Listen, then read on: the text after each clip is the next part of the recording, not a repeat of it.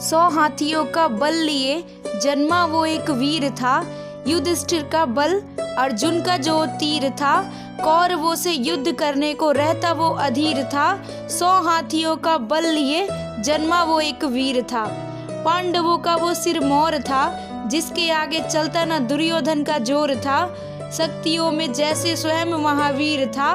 100 हाथियों का बल लिए जन्मा वो एक वीर था।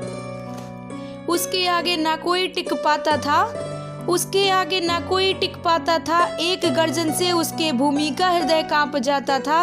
वज्र जिसका शरीर और योद्धाओं में वो शूरवीर था। 100 हाथियों का बल लिए जन्मा वो एक वीर था।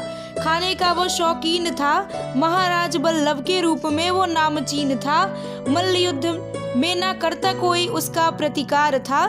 मल्ल युद्ध में ना करता कोई उसका प्रतिकार था। जरासंध से छीना उसने जीवन का अधिकार था। विष भी जिसका हो गया मुरीद था, विष भी हो गया जिसका मुरीद था। ऐसा वो पीर था। 100 हाथियों का बल लिए जन्मा वो एक वीर था। देह से विशाल पवन का वो अंश था, देह से विशाल पवन का वो अंश था। कुंती माँ का पुत्र वो अधर्मियों के लिए दंश था। कुरु सभा का स्मरण हो आता है, जिसमें वृकोदर अनेकों प्रण लेता है। कौरवों की मृत्यु का भार वो उठाता है। रणभूमि में जो मचाए हाहाकार, ऐसा वो रणवीर था। 100 हाथियों का बल लिए जन्मा वो एक वीर था। कीचक के अत्याचारों का किया उसने विनाश था।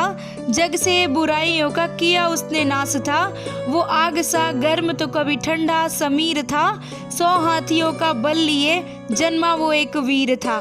रणभूमि का वो दृश्य भयानक था, रणभूमि का वो दृश्य भयानक था, जिसमें भीम ने दुशासन की छाती को दिया चीर था। पांचाली के केशों को धोकर बना वो कर्मवीर था। 100 हाथियों का बल लिए जन्मा वो एक वीर था। इतिहास के हर पन्ने पर अंकित उसका विजय घोष है। धर्म की खातिर सिंह की भांति किया उसने उद्घोष है। आत्मा अमर जिसकी, आत्मा अमर जिसकी, शौर्य उसकी तकदीर था।